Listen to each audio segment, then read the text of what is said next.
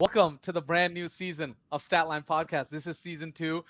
Now, I get it. Sports has been going on. We had the World Cup over the summer, the NBA Finals, and whatnot. We've been in this little lull over the past few weeks with no sports. But every time football season's back, it feels like a new year in sports. And Atlas, the Fantasy's wait back. is over. The Hall of Fame game is here this week. We're gonna watch that one drive where the starters play and pack it up. But at least football's gonna be back in our screens this week. How you feeling, man? Dude, I'm so excited. This new NFL season, I feel like is going to be very good. Obviously, for all NFL fans, everybody has hope for their teams right now. Even Jets fans are thinking, "Hey, this could be a great I don't know about season." all that now. Jets fans, come on now. Yeah, Let's keep it realistic here. I mean, dude, honestly, like it's just going to be a great season. Miles Garrett, on the Rams, we got a huge amount of movement this offseason. Tua turned the ball over on Yeah, the Falcons. Atlanta. But hey, they might not even have Tua or Penix. Like they're bringing in other guys. They don't think that either of them are going to be healthy, like at the start of the season potentially. So What you think could Matt be. Ryan's gonna suit up for him? I can tell he wants to when he's out there watching those guys play because you can only give it to Bijan so many times, and then I don't know if he's even at camp right now because he's trying to get a new deal himself. Him and Gibbs both were missing from camp the first day, so we'll see what happens. I'm really excited for fantasy. We got our league coming back up, starting Before pretty we go soon. to the league, the team I'm most excited for is right here, baby. Bryce freaking Young. The Carolina Panthers are here this year. And let me just say this. Now, we've had a slew of injuries already with training camp. Scourton. Yeah, Scourton is hurt. The rookie receiver, I think his name is Chris Brazell, our third round pick. He's hurt and out for the year. So we've had insanely bad injury luck already. But Dave Canales is no longer calling plays for us, which I think is a net positive. Let the man focus on other stuff. And then if we need him on offense, I think he'll be crafting the plays during the week, but play calling duties will be someone else. I am just a big believer in Bryce Young, and I am so excited for Bryce Young to grace my football screen again. Oh, Dude, speaking of play calling duties, no more Kevin Patullo. This is a new season for the Eagles. We got Sean Mannion. Man, I'm so excited. Jalen looks like he's lost a few pounds. He's going to be a lot faster this year. No more AJ Brown complaining, on the sideline or on social media after games. We got Smitty, wide receiver one season, and then we got some guys, Dontavian Wicks, Hollywood Brown, obviously Makai Lemon in the draft. Like I'm really excited for this Eagles offense. We were really lackluster last year. I think we were 24th total offense, but this year I'm really excited for it. So that's obviously the team I'm most interested in, as that you we are just with named the our Panthers. two But favorite teams. Like, yeah, I'm so excited, man. no, for sure. I mean, okay, with all the like jokes aside, it's just good to have football back. Even for the Jets fans, even for the Browns fans, even for whoever you're rooting for, right? The Jaguars fans, whoever. I mean, the Jags had a good season last year with Liam Cohen and Trevor Lawrence, but whatever your team is, football is just such an integral core part of who we are. Like, it's not. I'm not just speaking for you and me, Atlas. I'm speaking for all football fans throughout this country. When that August rolls around and the group chats are talking fantasy football all over again, and we're looking at who's gonna be a first round fantasy draft pick. We're looking at the season. See, oh, I see the Panthers schedule. We got the Bears in week one. I mean, oh, life just feels so normal again, having football back in it. And I love basketball. I love the World Cup, right? Shout out Team USA. We had a solid World Cup. I wish we could have beat Belgium, but that's another story. Soccer is fun and all. I mean, I live in New York City, so the Knicks winning was fantastic, but just nothing has the pull the way football does. And, You and didn't I'm just mention so the grateful to have Hurricanes, football man. back. And the Hurricanes, I Yes, forgot, bro. sir. What? Yes, the Hurricanes won the Stanley Cup. I'm from North Carolina. I live in New York. All my teams are winning. I just need the Panthers to win the Super Bowl this year, and we up. We up. Yes, sir, dude. I'm so excited, like you said, for this NFL season. But it's not even just our teams. I feel like the officially last year of Aaron Rodgers. You got Mike Evans on San Francisco. You got obviously Kenneth Walker on the Chiefs and Justin Fields there as well. What's going to happen there is going to be very interesting. Is Rashi Rice going to be, available this full season, or will there be some more court rulings that we find out? That's hard to tell, but and then also Baker Mayfield contract here. The Tampa Bay Buccaneers just basically snubbed him of a big deal, and he said no more negotiations until next offseason. So I could definitely That one's a expect a weird big one, right? season Now, for I Tampa. understand Baker's perspective on that one. Like, who doesn't want more money? I want more money. You want more money. Everyone in the world wants more money. But I mean, from Tampa Bay's perspective, Baker Mayfield, you could have just won 2 games last year, won the division, and they would have given you the deal. You stuck it up over the last half, like the latter half of the season. Look, I love Baker Mayfield. You know this, Atlas. Over the past few years, I've been a big Baker Mayfield guy. But with The that big being show. said, you can't really blame Tampa Bay for not committing long-term money on a guy who didn't have the greatest, second half of the season last year. And look, He was this playing year hurt though, man. Like he he was was, he playing was. hurt. He doesn't need to be doing that to himself. But I Obviously, don't this get year his he'll have thought to, but process on playing hurt. We went through this in Cleveland, Baker. You played hurt in Cleveland and you hurt your career. You were almost out of the league if it wasn't for that 98 yard drive against the Raiders on Thursday Night Football, thanks to Sean McVay. If it wasn't for that drive, you would be out of the league by now because you chose to play hurt in Cleveland. Why are you playing hurt again in Tampa? It just makes no sense. Now, with that being said, look, if Baker Mayfield goes out this year, balls out, wins the division, I hope that doesn't happen. But if he goes out there and wins the division, the Tampa Bay Buccaneers will be right back on the negotiation table, giving him the 5-year, $200 million deal. If he goes out there, balls out, and shows that he's an MVP candidate the way he did the first half of the season last year, I mean, the numbers he was putting up, he was my fantasy quarterback in our league. Buku, I man. loved Baker Mayfield. I don't, But I don't know, man. I think it's just like crazy that they're having these like talks right now because like lock him up long term. In my opinion, I think he's going to be a great quarterback for them for years to come. And last year they had a weird situation with Chris Godwin being injured. Obviously, Mike Evans was in and out of games. And so, how can you expect them to be really that good when they have like two rookies leading their receiver room? that's fair. So we'll see what happens Buku's this a year. what, second round pick this year, third round pick.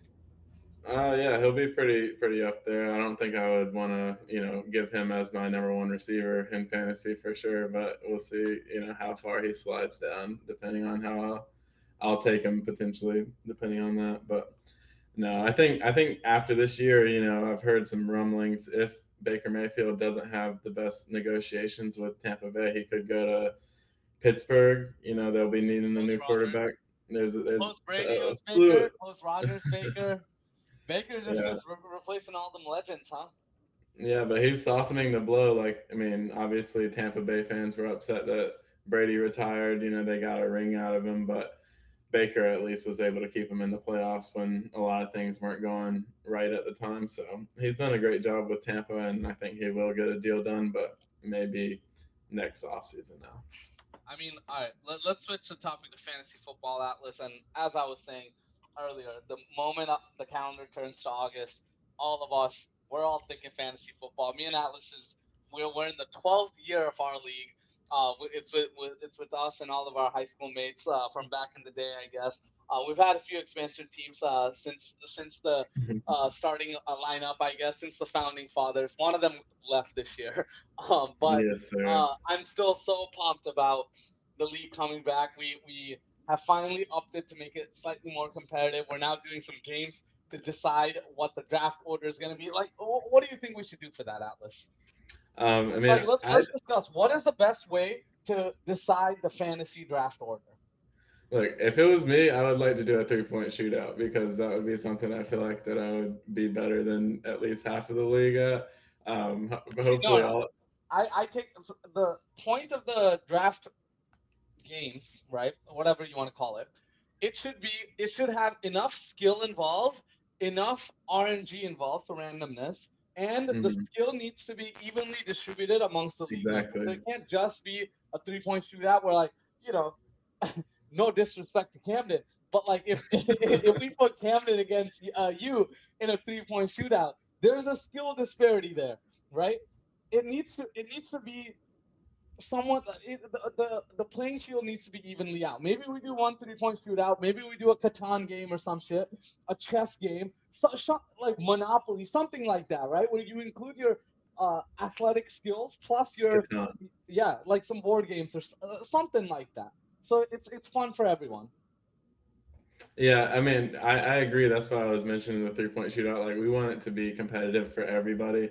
So I think multiple games, like 4 or 5 games, we'll time it to see who, or how many tries are timed at least to figure out who gets what pick. But it's not going to be like, okay, I won, I get first pick. It's like I get first preference of whichever Yeah, pick of that I course. want. So then if you're 12th place, you may get like the seventh pick, you may get the 12th pick, but it just depends on what the rest of the league wants. So it really is an emphasis on coming to the draft, because if you're not there, you won't really have a chance to get a valid selection. You'll be in there whenever everyone else doesn't want to pick. So And let's which be real, could still be the a good spot. draft spot for everyone who's like, we had a league member in our chat saying, "Oh, I need to know the draft spot like way ahead." I understand that thinking, but in reality, how much does your draft spot really matter? Like, not really.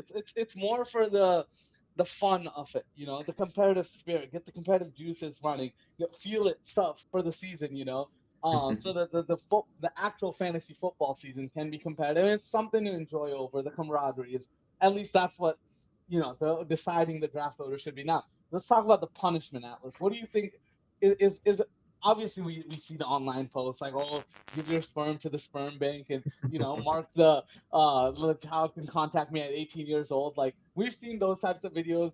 We've seen the ACT and SAT videos. I mean, another one is I think in Raleigh they do the Krispy Kreme challenge or whatever. The loser Yeah. does that, something like that, right? What do you think is a good, fair punishment? Now, one punishment we have is the loser will buy the winner a ring, a trophy, a belt, whatever. I mean, we can decide that at the draft. Like, some way to signal that this person was the winner. We can keep doing a ring because we did that last year. But what's a punishment that the loser also has to do on top of that? I don't know, purchase, I guess. I don't know, man. I know those ideas where it's like you got to stay at Waffle House for 24 hours or something like that. That's brutal. So like something like that, but I kind of want to like abuse somebody's time if they lose the league. Like, you got to take a train ride to like just some random place in North Carolina, like have lunch and then come back and like throughout a day, Okay. or like wherever that may be. For you guys, it could be like go up to like the Catskills and back for no reason or something, and basically be without your phone on a train or something where it makes it a little bit frustrating to be traveling and no real purpose, but uses a lot of your time, could be an option. I don't want to do something where you're, getting too drunk or getting too sick to your stomach with food, because I feel like that's just not right. But I'm down for really whatever, as Well, long as I was it's not just gonna suggest, instead of 24 hours with each waffle taking it down, we can do 24 hours in Glenwood with each drink taking down an hour. Hey, one of our members is a manager, so and I think we have an advantage of getting the drinks here The for this. facilities are set up. Yes, we know where it's going to be at, but yeah, it could be drink related, but I think everybody in the league at least is okay with drinking, so that could potentially work. We'll have to brainstorm. We got about a month until the draft. That Labor Day weekend is going to be fire, and then obviously the season's going to start. So it's just after that, I it's mean, judging by the whatever. group chat, this might be the first time in the history of the Wake STEM Premier League, which is what our fantasy league is called. Of the school we went to is Wake STEM High School. It might be the first time in history that every single member of the league will be present for the draft. I In, mean, wow, just yeah, wow. inshallah, Tucker will be there. Let's Inshallah. go. Wait, Nick saying, is he coming? I think, yeah, Nick's trying to get off that weekend so he can pull up. So, Oh, but is he he trying to wants get to do off the it. full weekend? Well, he wants to do the draft Sunday so he could just like work Saturday, pull up Sunday. But I if mean, we, he should try to get off Saturday so we can go like Saturday morning, enjoy the Saturday, and then we can still draft Sunday. I don't really care, but yeah. yeah, I think my intention was like the games would be on Saturday, so at least like for the guys that need a little bit of time, they can like you said, spam the sleeper mock drafts like that Saturday night. We can all And just then we see can make how. trades. We can make trades with the pick. Like obviously Yeah, everyone's gonna pick the slot that they want that's available at the time that they have a selection. But say like I like the 3 instead of the 11. Like that may be a valid play. But like you said, you had Puka and JSN, and you had one of the later picks in the draft. So it's not about getting the 101 because that for may not sure. always pan out. Like you can still find the best players of that draft in like the 12th, 13th pick I mean, for us. speaking of Top that, who's the sleeper to be RB1? If it can't be Gibbs, if it can't be Bijan, who do you think will finish as RB1? 12. Chase Brown. It's hard to say. I would still say Jonathan Taylor is like a sleeper because like he'll still won't be like a top 5 pick most likely. I haven't looked at the draft board so far this year, but I think he has just as good of an opportunity, and he's So right still pretty now, young. Jonathan Taylor is his ADP according to FantasyPros.com is number 10, right Yeah, above Drake London and below Justin Jefferson. Holy shit, Justin Jefferson's ADP is number 9. Who the hell's taking Justin Jefferson in the top 10? yeah. I don't know With with Kyler? Kyler Murray and JJ. I don't know if that's the smartest decision. Another person I would be like a little bit weary of is CeeDee Lamb because as you saw last year, like Dak loves him some Pickens, and anything can happen, and hamstrings are tough as well, and that's what kind of CD's been dealing with the past couple seasons, it seems like. And so we'll see if he's able to stay healthy and then, get that top 5 receiver production because, Yeah, I you know, mean, CD a is lot of the only guy in the top 10 who has another teammate receiver in the top 20 in the sense that Pickens is 16, CD is 7. So one of those guys is going to be a top 10 receiver, the other is not. yeah, Um, it's hard to bet that, yeah, with your so top eight. it's a risk you're taking. Drake London at 11 seems a reach to me. I'm just going off the list here. Nico's at 13. I mean, huh, I'm a little bit distasteful of Nico after last season, and me it's too. hard because I really wanted to draft him. Jackson took him. I was left with Amon Ra, which I was happy with, but they could always go the other way. And How are do you you think gonna? about Jeremiah Love, the rookie? I actually like him a lot, but the problem is they have Algier, and as we know with Atlanta, Algier is like a vulture for touchdowns from Bijan, and especially his early years. So I could see the same thing happening with Jeremiah Love. They also have James Conner, who should be healthy going into the season, I believe. The person that I'm a little bit weary of as well for the running back perspective is Devon Hn because Miami is going to be absolutely terrible, and we thought they're bad without Tua, but like now they don't have Waddle, they don't have Tyreek Hill, obviously, and it's really just going to be Devon Hn and Malik Willis versus everybody else's full roster. The O line's still dog water. Like what's going to happen this year when they load up the box? How are they going to be able to get Hn the ball, and how is he going to be able to stay healthy all year to match that early second round grade that he has right now? Yeah, I mean, like A10 is the most interesting one of all the top guys because everything's around him. Everything around him is changing, right? The quarterback is changing. The I mean, offensive play caller is changing. Now, speaking of the offensive play caller, Mike McDaniel, whom Devon A10 was a top 3 running back for the last 2 3 fantasy seasons. Omarion Hampton is now going to be the beneficiary of the Mike McDaniel play calling. Is Omarion Hampton weary of a top 2, a first or second round pick? Right now, his ADP is at number 24, right above Saquon Barkley, and right below Achan Olave and Devontae Smith. What do you think about Omarion Hampton? Well, first of all, I think it's like blasphemy that Saquon's down there at 24. Like he's got a new offensive play caller, Okay, like we had I'm already gonna I'm mentioned. gonna Like defend the list a little bit. The reason why Saquon's below is because Jalen Hurts steals all the touchdowns with inside the 5 yard line. If Saquon was playing with a different quarterback, Saquon's a top 5 running back, I easily, don't. I easily. really don't see them doing the tush push as much this year, personally. Like we've had multiple injuries on the offensive line, and Cam Jurgens has like been out in public saying like it kind of hurt my neck, hurt my back doing that play. So I really could see them like leaning away from that. Sean Mannion is very good in the red zone as well, and I could see him really getting creative with some of these looks. And Saquon and Tank Bigsby in the backfield, I Take guess that could Bixby. he's been really good in the offseason, so I guess that could be a reason why Saquon's like into second round grade. But personally, I'd take him over somebody that doesn't have much history. Marion Hampton was injured a lot of last year. I hope he does stay healthy because I think he could have a great year. But that's one of those really risky situations I mean, they've where got they've got a bunch of guys above surprised. Saquon. That right now, Yeah, Genty's above Saquon, Chase Brown's above Saquon, James Cook is above Saquon, obviously Achan and Omari and Hampton, and then your usual suspects of Jonathan Taylor, McCaffrey, Gibbs, and Bijan. Henry's still up there, right? Uh, Derrick Henry is below Saquon. He's at where's Henry? Derrick Henry is RB 13 at ADP 40, right below Jeremiah Love and Kenneth Walker, and right above Josh Jacobs, Kyron Williams, and Brees Hall. They also have a new offensive or a new coordinator, a new coach as well. So like, what's Jesse going to happen Minter, with what's going to the happen with defensive head coach. Let's see what Baltimore is. I mean, Baltimore's a weird one this year because once again things are changing in Baltimore.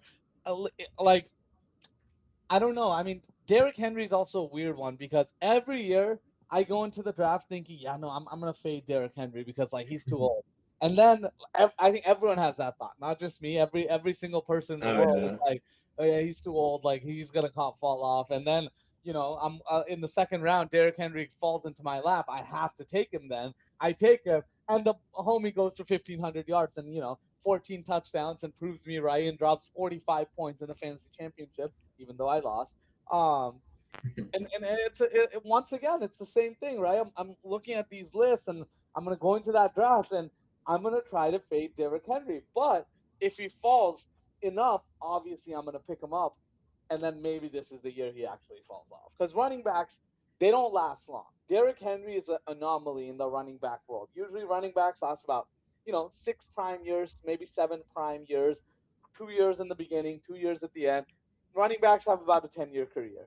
Derrick Henry right now is in year 11, so let's see how he does. Yeah, let's see. He's been able to keep his body going for so long. I think he can at least do it for 1 to 2 more years, but it's a risk every time. It's like a hot potato. If you catch Derrick Henry and draft him early enough, it may be, bad for you for the rest of the season. But I do have one question for you. If right now you're looking at a tight end in the second round, and somehow McBride and Brock Bowers are there, who's your first pick there of the two of those, or are you away from the tight end early? I think I'm gonna take Brock Bowers. I think if Brock Bowers falls to me in the second round, I might just go take Brock Bowers because Trey McBride is a weird one. I know he had a great season last year, but that With Arizona Brissett offense, as well, though. yeah, with Brissett and Brissett's back, but like the Cardinals' offense is just, for a lack of a better word, cheeks. They're just ass. I don't know what to say, but with Las Vegas, Fernando Mendoza, rookie quarterback, he's going to be looking for a safety blanket. They're going to, Kirk all Cousins most likely will be the starter there, just to let you know. what? They're not going to play Yeah. Mendoza? Not at the start of the season. Like Kirk is getting all the first team reps pretty much, but they're giving like a few to Fernando, so he at least has some experience. But If I it's believe Kirk, Kirk. I'm not as excited. If it's Fernando, I want Brock Bowers. I guess I need to do more research there. But Kirk I mean, Cousins coming you to can't go wrong Vegas. with Trey McBride either. Like, if there's anyone on the Cardinals have two guys. I mean, Marvin Harrison as well. I don't know, man. Cardinals is just they've got good players. If they fall enough, I'm gonna take McBride on my team. I'd gladly take Love on my team. Even Marvin Harrison, if he's on Michael the set. Wilson, bro. That's the receiver Michael one. Wilson, yeah, I mean he was popping off last year. Yeah. With all that being said, though, ah, I can't. The Cardinals, man, come on, man. Like, I can't do the Cardinals. Yeah, Brock Bowers. I think, Second like I round said, pick being a Cardinals offensive weapon. What are we doing? yeah, Oh, it's tough, but they got to get the ball to somebody, and he's gonna command 100 catches, 10 touchdowns potentially. So we'll see what happens. That's But true. I mean, I agree. Brock Bowers, that would be my pick. He's just like he's a freak of nature. You know, he's a little bit injured last year, but his rookie season was absolutely insane. I had him in one league, and he was very helpful to get me towards the championship. But this year, I think I would take him over McBride. like after McBride and Brock Bowers, I'm looking at this tight end list, and it's not looking good, man. It's tough, Colston man. Loveland, Tyler Warren. I mean, these guys are fine, but like Kyle the drop Pitts. off is crazy. What'd Yeah, you it's say? like those two. Kyle Pitts as well. Yeah, He just got a new contract. He'll be looking to go crazy this year. Tucker But Kraft, Harold yeah, Fannin. there's like an issue with all those guys. Like Tucker Kraft, I love him, but he just came off a torn ACL. How's it gonna be? Like TJ Hawkinson, how's he gonna do? Dallas Goddard. There's some other guys. Jake Ferguson, obviously. So it's just a little bit of a grab bag Isaiah after Likely, this. maybe, maybe Yeah, I Jackson do Dart's like gonna him. be balling. Yeah, If Harbaugh's you're gonna high be on absolutely Jackson Dart, crazy. Likely is not that bad of an option. You can probably get Likely way down in the draft. Yeah, I really do like Likely, but he's never had a full season of being the starting The tight tight end. end. So is Yeah. he going to be able to? He's a little bit light for a tight end. He's got like a receiver type of frame. Is it going to be enough to be able to play in New York and go out there on the treacherous MetLife Stadium and go crazy every week? I don't know. We gotta talk about that a little bit too. Yeah, that is insane to me that some way, somehow FIFA got all these owners to say, yes, I want, like we got to put grass on them fields for the soccer players because FIFA's gonna say no otherwise.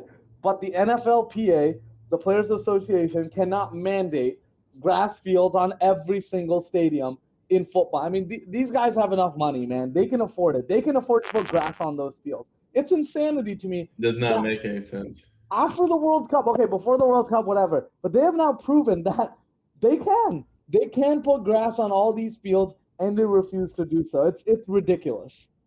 Yeah, I just don't get it. You know, the person I feel most bad for is Odell Beckham because like he's already had his knee like ruined by MetLife Stadium, and he's going back there kind of as a retirement tour. He was lucky to be able to get on a new team this year. He was, in free agency for a while. He's back with the Giants, but like going back to MetLife, man, like I want to see how long he lasts there. But I hope the whole season. But that is just scary going back there. And same with Scatabo, like and Malik Neighbors. There's so many guys that's just like, wow, you're really putting your whole career at risk.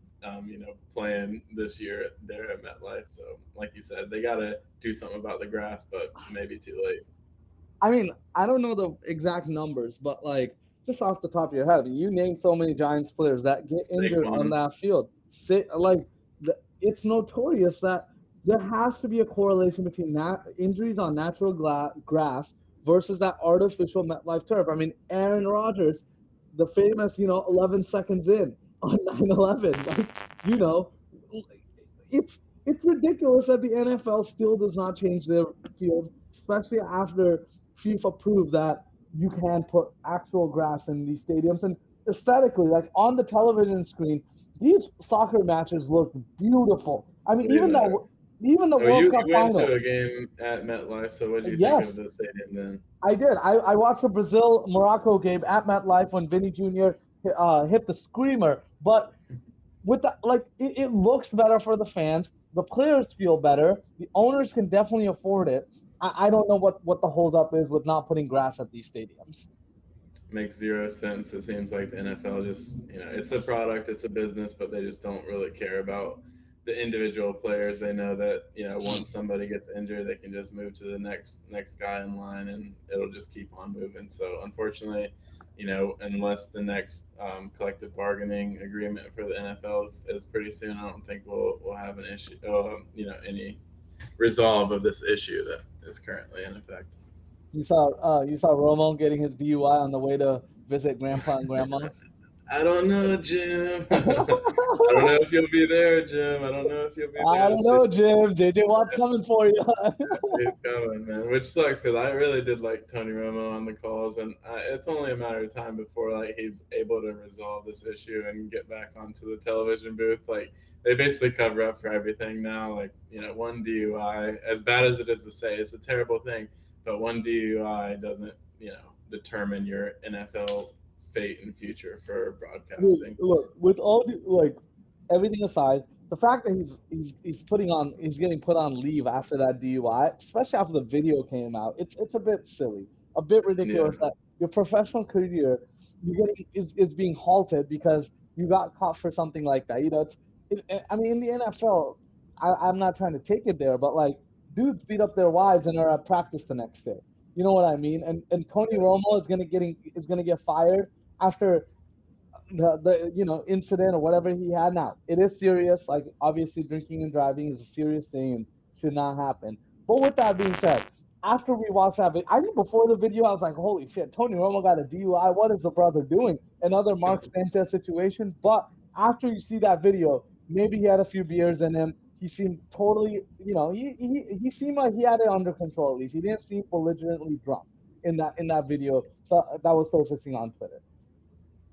I mean, it's hard to say though. Like, that's he talks for a living. He's able to like get out of situations like just I by don't like know, using Jeff. his words. But he's like, I can't believe that happened. But like, I understand that it's like not that big of an issue in the grand scheme of things. But if you're in the public light, like Yeah. that your name and your face is your biggest reputation.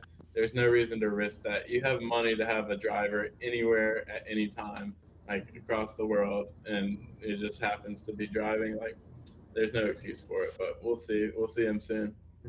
It's wild to me that some like the famous people when they're drunk cannot call an Uber. It's I mean, come on now, like, dude, you and It I literally call that makes Ubers. no sense. Yeah, every time.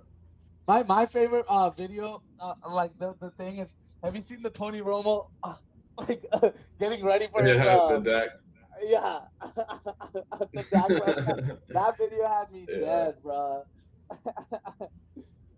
I can't believe we're already talking about football though. It's not just like something we're doing in the off season. Like football is about to be back, and fantasy Yeah. wise, regular NFL wise, it's going to be so hype. At the 101 though, it would go back to fantasy. Who are you taking? Most likely it'll be Gibbs or Bijan, but you may have another guy in mind. I mean, okay, for me, it's gonna come down to Bijan, Gibbs, and I'm gonna throw in Puka there as well. I had Puka last year. Every time I watched the game, it seemed like Matthew Stafford had his eyes locked in on Puka. If Puka's covered, then he goes somewhere else. And Puka's just a baller, man. Like he's just a baller. I love Puka, but I think if gun to my head right now, like things might change. That's why I think this year is not the year you want the number one pick because I think I'm okay with any of these three guys. That's why I kind of want the number three pick because I'm okay if I get Gibbs, Bijan, or Puka. But I And think then gun to have my the head, if second, and then have the second round pick ahead of those two yes, slots. Yeah. exactly. Yeah, so I think I would actually prefer the number three pick, um, in the top three if I had to choose. But gun to my head, I think I'll take Bijan right now, especially if Tua's the one that starts in Atlanta. I know the QB situation is murky right now. We know the success HN had with Tua over the past few years. Bijan's a baller. Bijan has success no matter the quarterback, and if he can get the dump offs from Tua, that's a win-win.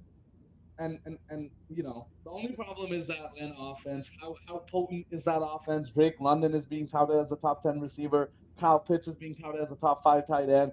Bijan's being touted as a top two running back, maybe a top one running back. How much offense can that Atlanta offense really produce? I mean, personally, I'm higher on Bijan. Like the whole time that he's been in the league, obviously he was drafted higher than Gibbs, but they're both came from the same class, both first round top 15 picks. But this year, Gibbs has the opportunity to go like Christian Nuclear. McCaffrey 2019 like status No more because now David Montgomery. yeah, now he doesn't have Monty. He has Isaiah Pacheco. Obviously, you got Amon Ra and Jameson Williams. Still Jared Goff there.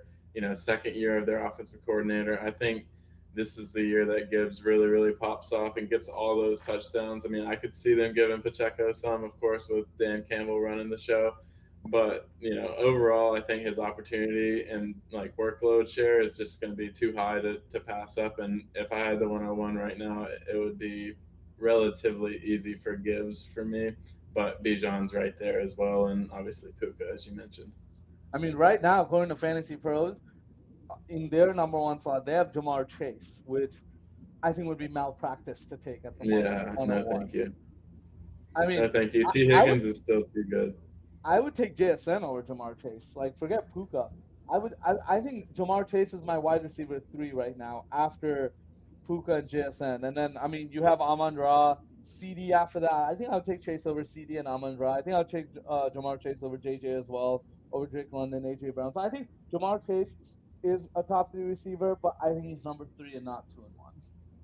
Yeah, I Yeah. 100% agree. And, just whenever he's up there at the top of the board, it seems like that's when things go wrong. Like when he was like into the first round, that's like when you can get some good value for him and actually be able to outlive, his projection. But no, in the first overall pick, you're basically, obviously hoping and praying that he's the number one receiver, number one offensive like piece in fantasy, but in all likelihood, it's not going to happen. So very risky, and I think that Bijan and Gibbs and even Puka would be higher floor, higher ceiling than Jamar Chase this year. Cool. Well, that we can wrap it up there, Atlas. Football is back.